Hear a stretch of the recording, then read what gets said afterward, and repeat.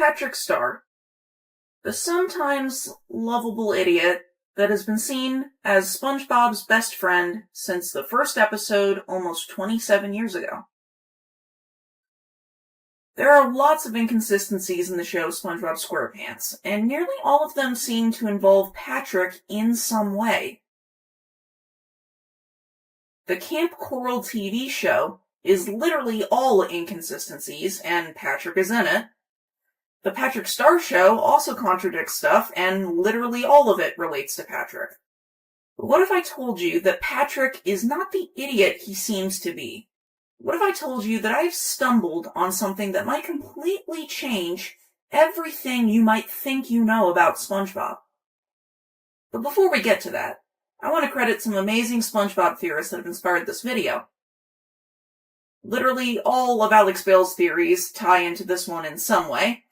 I would also like to shout out the Theorizer and his Patrick Mental Multiverse theory.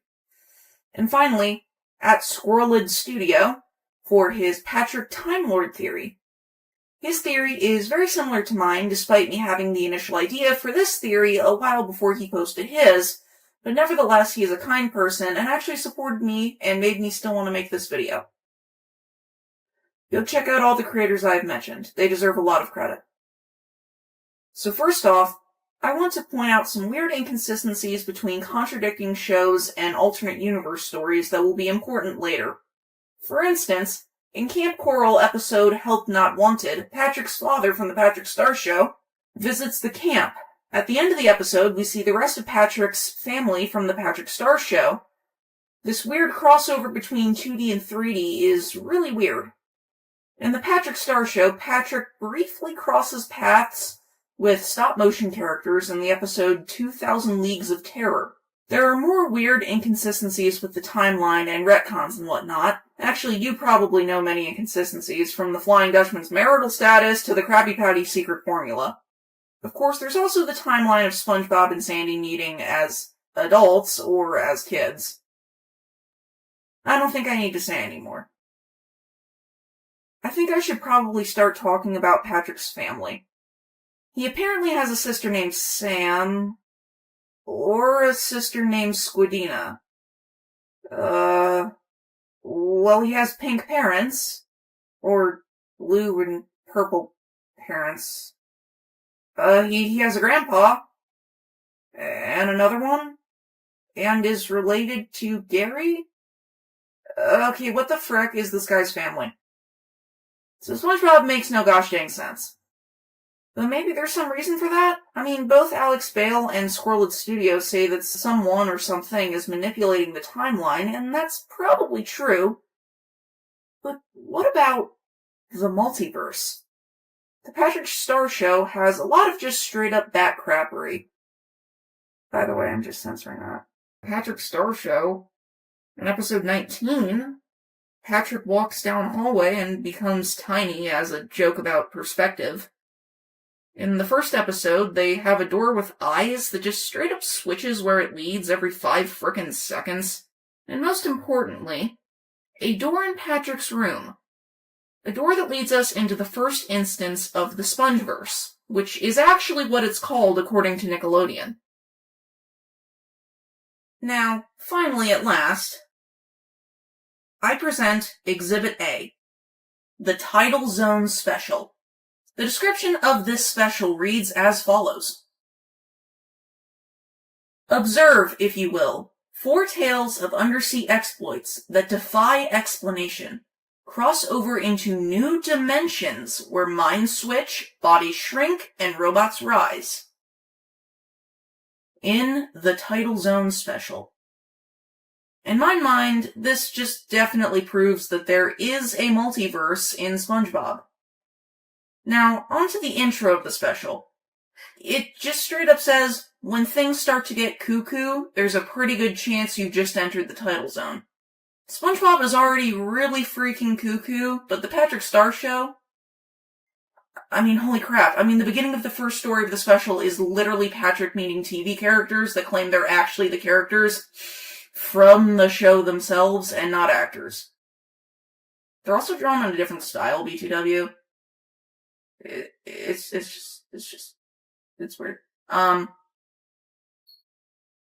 At the end of the first story, Grandpat goes into that aforementioned door in Patrick's room and ends up trapped in space and time, appearing in all of the other stories. Now this door is a gateway to the multiverse. Now would be a good time to mention Alex Bale and the Theorizer's theories about SpongeBob being a show in-universe. Also check out those theories as well as the Theorizer's What Does This Painting Mean theory. The title referring to a painting in the actual show itself where, well, just watch it.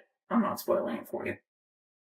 So basically the theory says that Patrick is related to Gary, and that Gary is an alien, like the ones in the second SpongeBob movie. Yeah. Basically, I agree with most of all of it, so.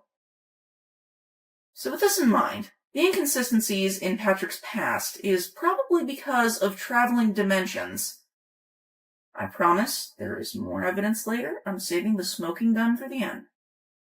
In episode Big Sister Sam, Patrick says something about him and Sam taking care of each other until being separated in the surf. It kind of reminds me of that season 1 episode with the Krusty Krab pizza and the weird storm. It seems like you may be able to randomly switch between realities in the title zone. I say this because Grandpat is trapped in space and time in the special, and, well, it's the title zone. He's trapped in the title zone. Now it's time for that aforementioned smoking gun. The season 11 episode, The Night Patty. The episode begins with SpongeBob and Patrick coming home from a late night at Glove World, and they complain about being hungry. SpongeBob says that he wished the Krusty Krab stayed open this late. Patrick says that it does stay open that late, and it's revealed that there is, in fact, a night shift that Mr. Krabs never mentioned to SpongeBob. Inside the Krusty Krab, there are lots of creepy and oddly realistic fish and sea creatures. Actually, I think you can spot some of the creepy campers from Camp Coral in this episode, or at least versions of them. Or, I don't know, things of the similar species. Everybody there seems to know Patrick for some reason, which ends up being revealed immediately after when Patrick says that he apparently comes to the night shift every night. Patrick knows some of the customers by name, in fact. Eventually, something called the Night Train comes in and drops off a lot of new customers. SpongeBob gets to cook for the night because of some idiocy that happened beforehand with him using his, quote, spatula arm on the fry cook. SpongeBob proceeds to make Krabby Patties despite them not being on the menu during the night shift. Everyone spits them out in disgust. This should immediately set off alarm bells for anyone who has seen the second SpongeBob movie. The Krabby Patty is literally what keeps the town, actually more like the whole undersea, from going into an apocalypse.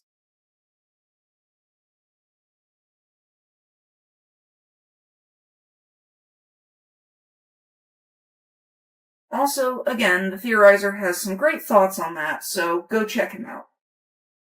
SpongeBob actually remarks about the place having to be upside down and different than his normal world.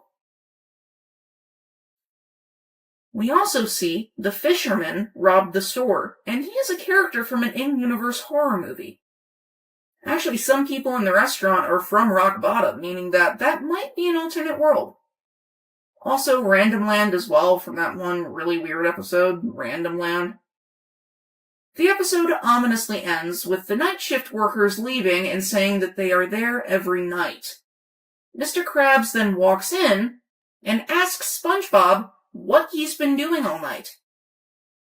SpongeBob replies that he helped with the night shift. Mr. Krabs says, "There is no night shift." I'm sorry, what the fuck? SpongeBob sits down and gets poked in the butt by the fisherman's fish hook, meaning it all actually happened. The closing parts of the episode have the French narrator saying that SpongeBob worked a shift in the tidal zone. It then cuts to Patrick, in the train's locomotive of the night train, seemingly driving it through space and time. and the Tidal Zone. Finally, here is my theory. Theorizer talks about Patrick's mental multiverse in his videos, and I believe that multiverse is real. The Tidal Zone is obviously a gateway through space-time and reality, and since Patrick's childhood home literally has a door that takes you through the Tidal Zone, aka space-time and reality, I think he's responsible for a lot of the show's inconsistencies. Whether he's alternating the timeline for the showrunners, or the aliens, or maybe just switching realities, Patrick is definitely a spy for the in-universe showrunners. He has always been a Tidal Zone traveler. Again, there is a box that literally takes you through time and space in his freaking childhood home. So he's obviously always been a Tidal Zone traveler. Really, just watch the Patrick Star Show, that's proof enough. And while he's driving the night train through space and time, it seems like he is very familiar with some kind of transit system between realities. Or maybe actually runs it, considering that he is driving the train. Patrick is kind of like the god of SpongeBob's world. It's really weird, honestly. Now, if any of you have any more thoughts about this, please say something in the comments, because this is really just scratching the surface. There's so much more evidence that I just haven't been able to cover. Anyway, seriously go watch Alex Bales and the Theorizer and his discovery about Patrick's family. All of their theories wrap nicely with mine, and so does Alex. Thank you for watching. This has been The Red Show, signing off.